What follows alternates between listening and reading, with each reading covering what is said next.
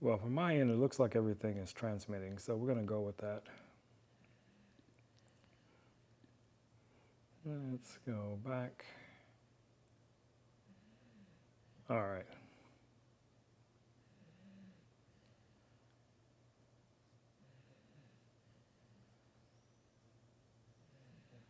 I don't know what's going on with this thing, but we're not going to hold it any longer. All right, guys, good morning. So, this morning, I wanted to go over a couple of things. A number of individuals that I've spoken with on Instagram, different platforms, a lot of you guys are working, or at least attempting to start working with fitness individuals, whether that's fitness coaches or models or what have you. And you will be in environments where you won't be able to set up the type of lighting that you might want to set up for your scene. And the problem with that is many times you'll wind up having to shoot using ambient light in the room. Now, most of the gyms are not going to have a problem with you guys coming in and using strobes and stuff like that. But many of them will tell you that there are other people going to be working out unless you're picking a specific time, kind of like what we did with this shoot. This was in 2020. Most people were still wearing masks, and obviously we're observing social distancing and things like that. But at the same time, we had to still go in and set up whatever lighting we could set up. So a lot of it is going to be dependent on your ability to understand your shutter speed, your flash sync speed, things like that, to achieve the shot. So this image is not super tack sharp, but it's sharp enough for what he wanted to use it for a project that he was going forward with. So images like this, I just go in, I'd raise the exposure up just a little bit. I may, adjust the contrast because you want these to be, very contrasty shots, because they really want to show off the definition in the muscles. I'm seeing a little bit of graininess in this image, but that's something that's easily rectified in Camera Raw or in Lightroom. So it just depends on which application that you're using. I'm just using Camera Raw right now, so I can bring this straight into Photoshop. But I can come right here and reduce a little bit of that noise that I'm seeing in the image. And it's not a lot, but just, you don't want to go too far with it because then you'll start to look like you've already done a lot of skin retouching. So the other thing that I usually do is check my white and black points. So if you hold down your Option key, and if you scroll to the left, you should see nothing. And as you start going back toward the right, you'll start to see little specks of white that start to come through. That's about where you want to stop. And the same is on the black. If you go all the way, you can see all of the shadows, and then the opposite direction, you see nothing. So you just want to roll this back until you start seeing just a little bit of the shadow coming through, and you're good. So we're just going to go ahead and open this image. Actually, you know what? Let's go ahead and crop this. I want this something like that.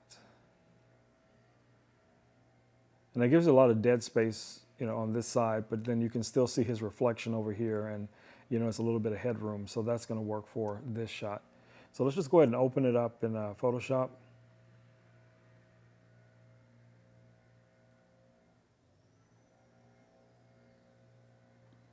I see you, Russell.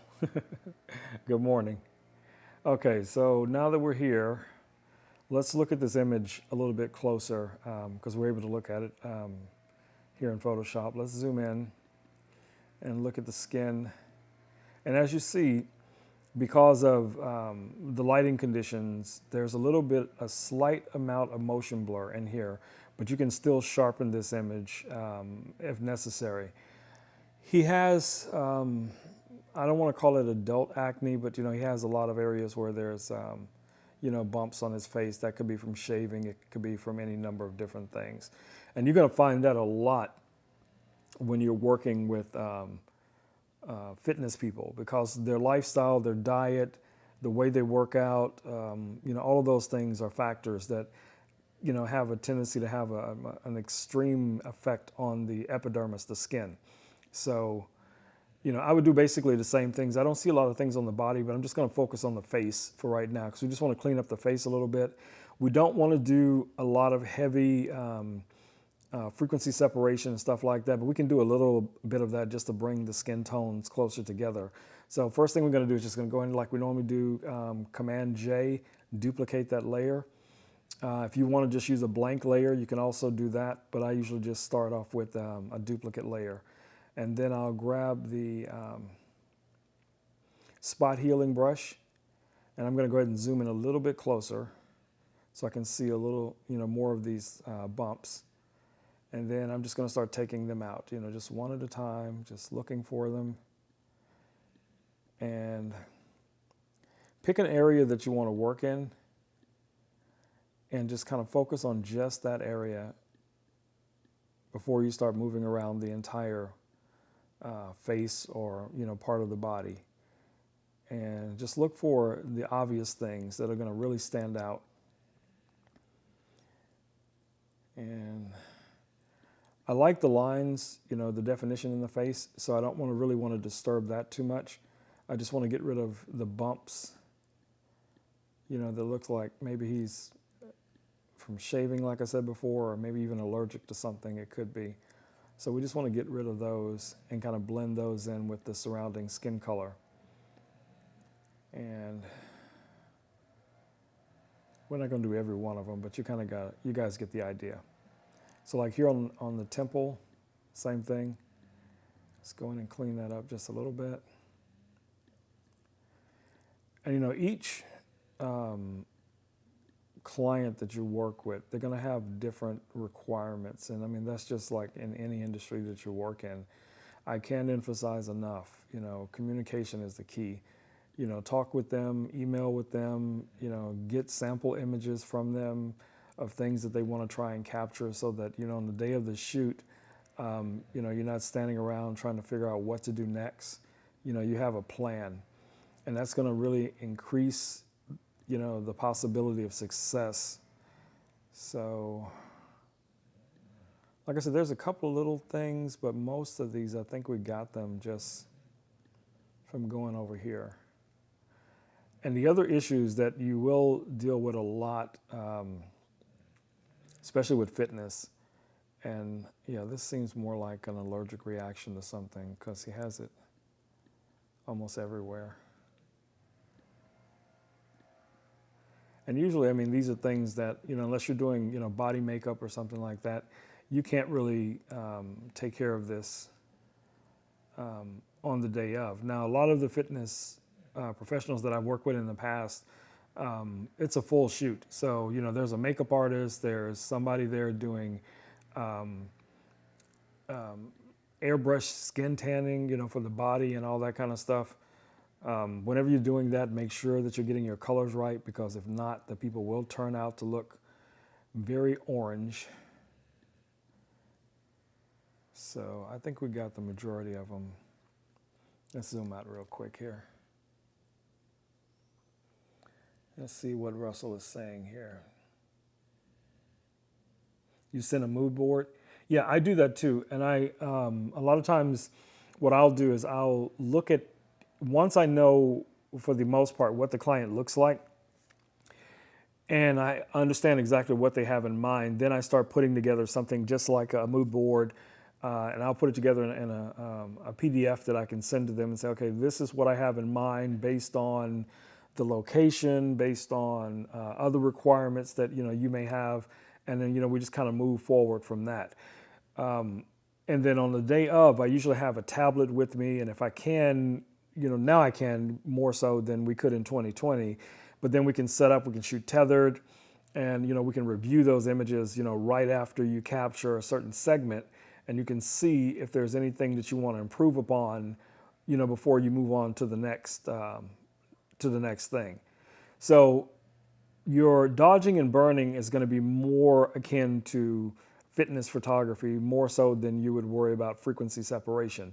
But because we want to give him a really, clean skin look, we're going to go ahead and do our frequency separation just like we did before, but we're not going to go as far with it as I would maybe with a female fitness person or something.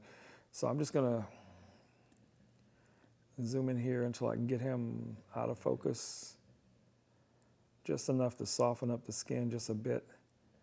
I'm seeing about 4 or 5 is where I want to set this, and just go ahead and let that run. Okay, so you guys have seen this before. It's basically the same thing. Once you do your frequency separation, run your action. You have your 2 layers. You can turn off the texture layer if you want to. Once you become more comfortable with it, you won't need to turn off the texture layer because you'll just actually be able to see the different transitions in the skin and things like that, right? But again, starting out in the beginning with a helper layer, which is going to be your black and white layer, and then bringing that really down so you can see the difference in the tonality of the skin. So as you're airbrushing, as you're using your mixer brush to mix those colors, you can see them a lot better. So let's go ahead and turn off our texture layer. And we're going to go down to our color layer, grab your mixer brush, and pick a brush size, for the area you're going to be working in. Again, I can't emphasize enough. Check your brush, make sure it's the brush that you want. You have your soft round brush or whatever. I use different brushes for different things. I have a ton of different brushes that I've downloaded from other people, for makeup and for eyelashes and special effects and all that kind of stuff. So I never know. I always think about what I might have been doing before, but a lot of times you got to go in and get it right. So we're going to grab our mixer brush and just start kind of mixing like around the cheek, the temple. This is a highlight right here, so we want to blend that closer to itself. And just blend those in just a little bit around the bridge of the nose. And follow the lines of the definition that you see in the person's face, for when you're mixing here, so that you don't start blending those colors too much. With each other. So you want your shadows, your highlights to be completely separate. You don't want to mix your shadows with your highlights or something like that, because especially when you're working with, fitness people, and especially bodybuilders, to them, the muscle definition is one of the most important things that they're trying to capture. And then even after you go in and do some of this frequency separation, you're going to still go in and do a little bit of dodging and burning. It also depends on how far they're trying to go with these images. If it's something, for a really big campaign and they want just this, flawless look, it's going to be on a poster, it's going to be on a, something for an upcoming movie or a webinar that they're doing, if they're teaching fitness or something like that and they want that for their marketing, so make sure you spend a little bit more time. So like here on the arm, I really want that muscle to pop. So, I'm just picking the different areas. And you don't need to blend all of these. You'll see where there's some discoloration or where it needs to be. So you don't actually have to do the entire body. You're just looking for areas where you can see, it will benefit from a little bit of color work. So let's say we're good with that, right? So let's turn off the black and white. Now we can see our color. Turn the texture back on. And let's go all the way down here to our lower layer and just option click on the eye. You see the before, the after, and you see the skin and after. So even if we zoom out here, he doesn't look, from what I can see here, he doesn't really look like we've done a lot, other than clean up the skin a little bit, right? So we're happy with that. The quick frequency separation that we did, like I said, you don't want to spend hours on these images if you don't have to. You just want to try and give them the best possible result that you can with what you have to work with. So again, we're going to hit Shift Option Command E That's going to give our stamp layer. So that layer now has all the information from all the layers below on this one layer combined. So now we can go in, and if we wanted to just do, I could see a couple of things I could do here. I could do a little bit of facial reconstruction. And what I mean by that is to square off the jawline just a little bit, not to the point that it wouldn't be realistic, but it would be more complementary to his facial shape, right? So if I go into liquefy, and all I want to do is adjust his jawline just a little bit. So we just zoom in there. I'm all over the place. Okay. Get your push tool, make your brush about right about the size of the area you're going to be pushing up. And we're just going to push that up just a touch, and then kind of square off that jawline.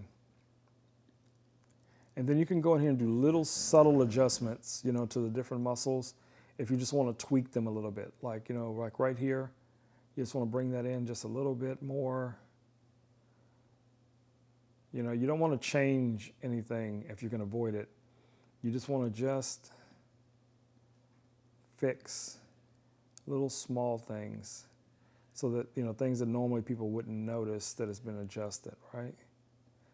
And say, okay, that's good, boom. So we have our before and after.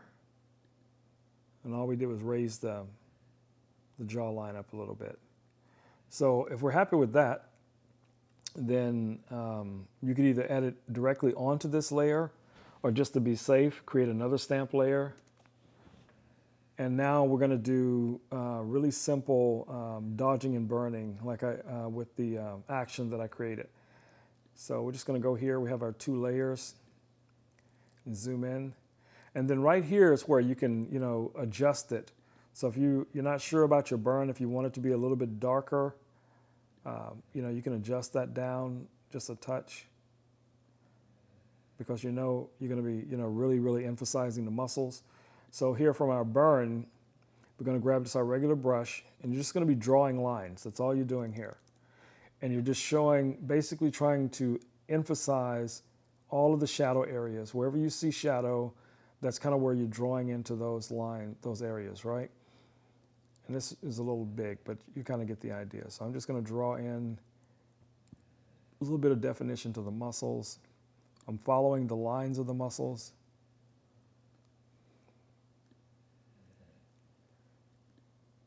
And you'll find people that'll tell you, no, you could do this. That's not good. You can do this a completely different way. But all you're trying to do is really emphasize the difference between the shadows and the highlights. So you can get a really small little brush in here and just go ahead and draw in your little line, and just start looking for anything that's a shadow, a shadowed area. That you really want to burn in. And it could be very small little things. Like right here, just follow that line. I don't see much on the face. I wouldn't do a lot there, because really we're trying to focus on the shape of the muscles. That's what we're looking at. So I'm just going over this stuff really quick. And like I said, guys, you're going to spend time doing this, and you're going to learn different techniques to do the same thing. So I'm just emphasizing the veins a little bit, right? I'm just going and creating a shadow to define those veins a little bit. So then when we go here and we click on this and we start feathering this, we just want it to just pop just a little bit. So go back till you can see it. And then zoom out so you can get a good look at it. So if I go all the way back, that's where we are. So as I start to move in, I just want it to be at a point where the muscles start to really accentuate. Right there is good. And same as with your dodge. You can do basically the same thing. You can use a large brush, a small brush, it doesn't really matter. I'm just following the lines of where I see highlights. And I just want to emphasize those highlights, like around these veins here. I'm not even zoomed in. I'm just kind of hitting spots, right? Show you guys what I see. So maybe like here on the chest, on the eye here, maybe there, and then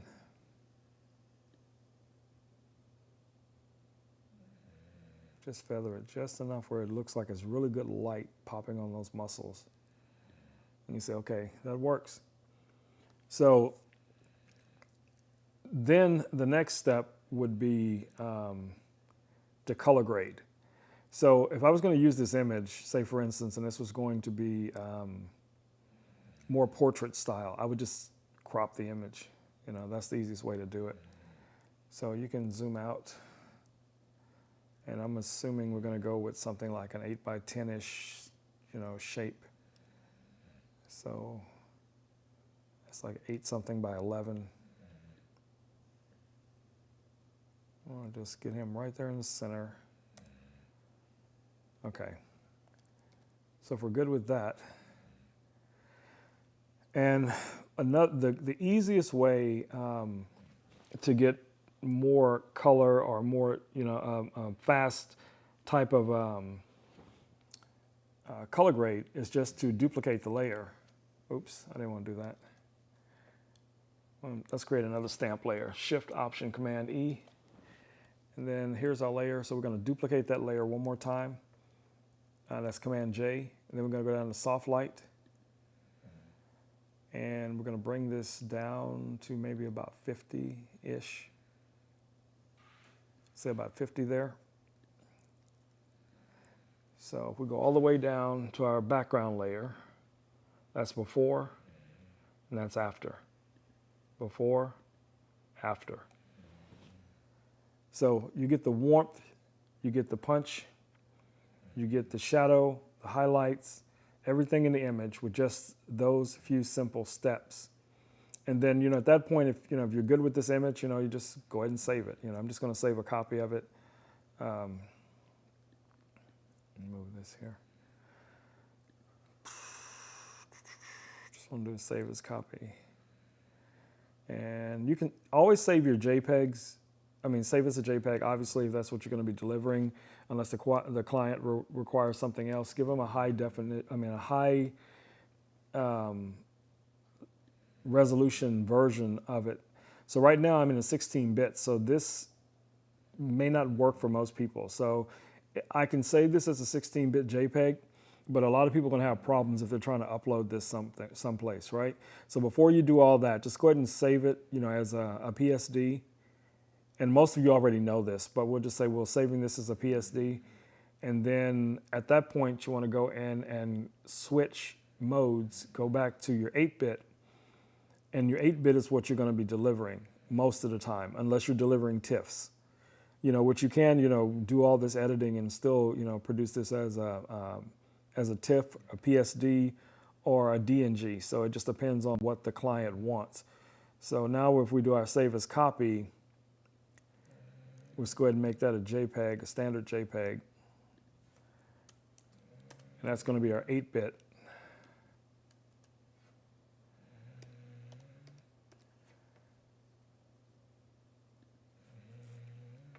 And let's see what our preview tells us. Okay, that's 4 megs. That's not bad, you know, for what it is. Now the larger, let's see, this PSD is 433 megs. And the first JPEG that I saved that was 16-bit is 5.2. So it's not really a big difference. It's not a huge difference between the two. All right, so let's move on. So the next one I want to edit is this young lady here. So let's close this guy out. Yeah, we already saved it, but we'll save it again. That was from yesterday. No, I don't want to save that. Okay, so let's open her up. So one of the problems I had with this shoot was lighting, because she really, really wanted to use these ring lights that she had brought with her. And, trying to use those lights and use normal strobes, they just don't usually go well together, because, one is, 5,500 Kelvin and another one could be, 3,400 Kelvin. So you're going to run into some issues. But usually that's not that big of a problem. Just go in and, do your white balance, get your exposure right. And a lot of times they can't even tell if you're actually using those lights or not. But that was an issue that I had with this shoot. So let's look at our whites option. So you can see right here in this area, it's a lot of white over there. So I want to just get it about there. And then in our darks, our blacks, I just want the black to start peeking through. And we're pretty good. Okay, so let's go ahead and open this one real quick. All right. So let's zoom in here. She doesn't have a lot of issues like with her skin. There are a few flyaway hairs. These hairs on the neck, I'm just going to leave them there because I don't want to spend an hour correcting those. There are a few things. There's moles. There's a little bit of acne. So you know how we normally do it. So we're going to duplicate that layer. Grab our brush, spot healing brush. Zoom in a little bit closer. And then we want that brush to be right about the size, or a little bit larger than the pimple that you're going to take out. And you can just really just click on it. I mean, every once in a while you may have to do a little swipe movement, but for the most part, you can just quick sample, grab it, move on. I usually get these little hairs if I have time, but a lot of times you can catch that in your final skin retouching and stuff like that, so it's not that big of a deal. So let's just get the acne. Anything that we see that's obvious. And remember, you can always come back if you miss some of this on your texture layer and still fix these. So it's not something that if you miss something, you got to start all over again. That's why a lot of times I use the visible stamp layer so that I have everything below it, and then I can come in and if something I need to fix, I'm only fixing it on that layer. Or if something catastrophic happens, I can go all the way back and work from there. I'm just taking these things out, but some of these you would just leave them as they are because that's just a part of her skin, unless you're asked to move them. So I don't see much on the hand.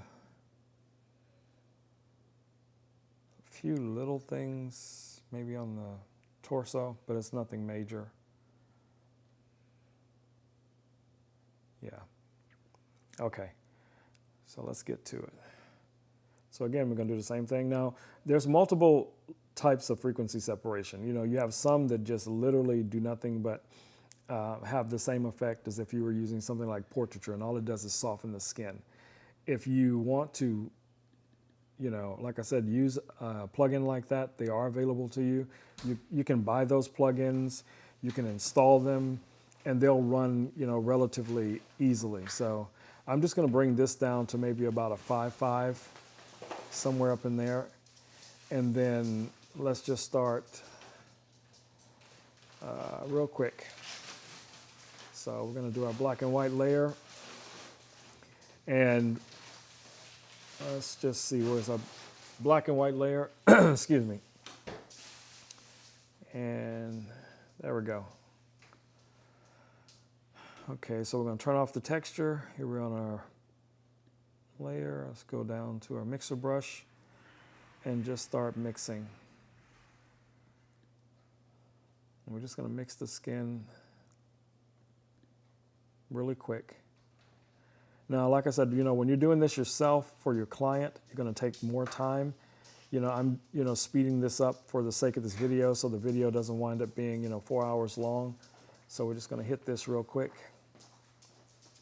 And you can almost start to see the blending. Well, you can see the blending in the skin tones. You see how the colors are coming together pretty clean. And right there. I'm going to get the arm real quick here. All right. I'm just going to knock these out.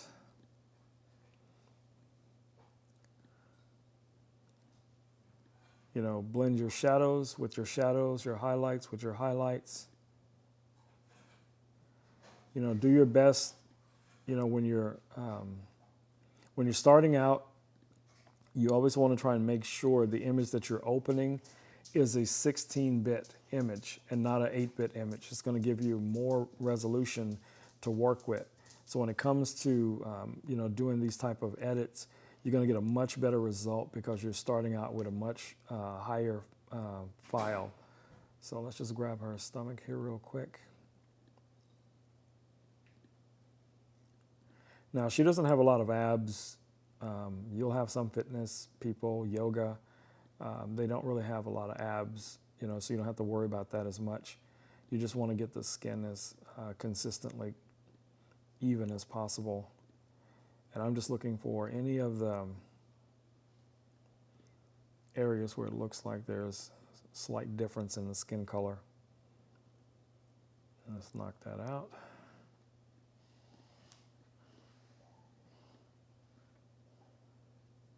And did we get this hand? Yeah.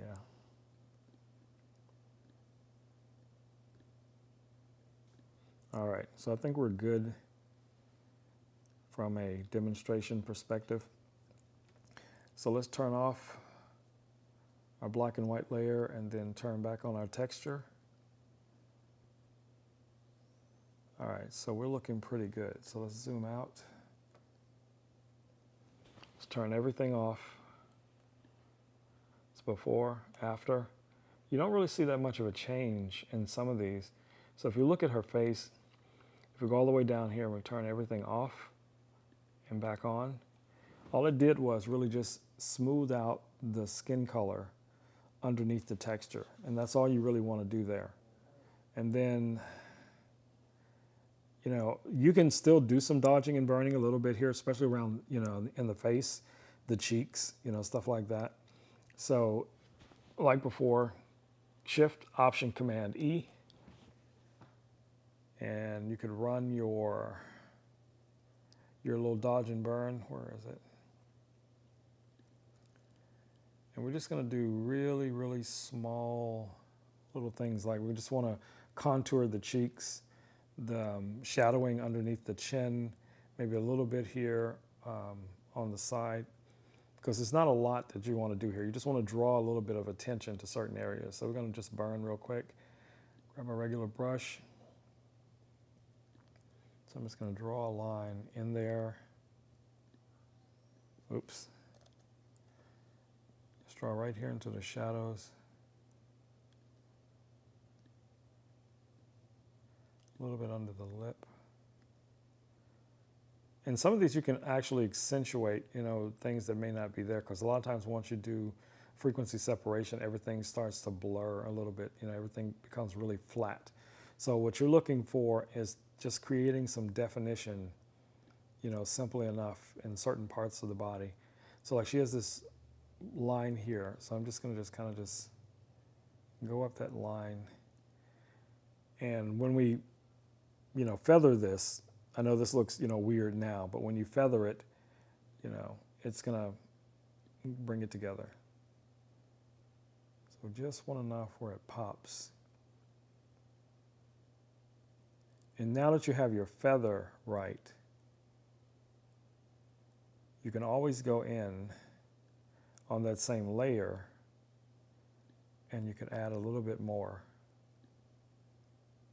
just to give it a little bit more punch. because now you can see exactly what it's going to do. And then with, females, see like that, I don't like that right there. So what I'm going to do now, since I'm already on this layer, I'm just going to flip this color here to white, and I'm just going to paint that out because I don't like that. So I just paint with white over her stomach, and it just removes that I added there. And so you have shadowing here because this is shadowing coming from the direction of the light and on her torso here. You could blend this or just leave it as it is. It just depends, again, like on what it is that the client wants. Now see here, this is way too much. So we can still go in and bring that down just enough where it just accentuates, right? So go into our dodge. We can see where those highlights are. Switch this back to white. We can see all the highlights in the different areas just to give it a little bit of pop.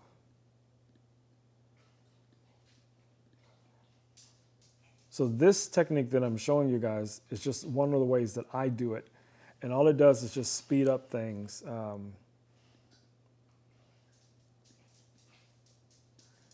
But there's far more ways that you can do the same thing. There's a ton of different techniques you can use. But just this technique just speeds up your workflow. It gives you that pop that you're looking for in the image. And, you're good to go. All right, guys, so we are going to call this for today. I think you guys get the idea. One of the things that I would probably do here, just because I can, is that I would do a quick liquefy of the body, just right about here. So I would just take this into liquefy really quick. And I'm just going to push in that area here where it just looks a little bit odd. And that's just because of the direction she's standing. You don't want to remove it completely. You just want to kind of even it out, just so it's normal looking. Yeah, that's my dog acting silly. Okay, so we got that. Boom. So go all the way back down, and we're going to see our before and after, and we're a win. All right, guys, I'm going to bring this live to an end. I will catch you guys tomorrow. I need to take this crazy dog out before he loses his mind. But I will catch you guys tomorrow on Instagram. So if you're following me on Instagram, feel free to pop in and say hi, and I will talk to you guys soon. Take care of yourself, wash your hands, and get out there and create something amazing. All right, I'm out of here. Peace.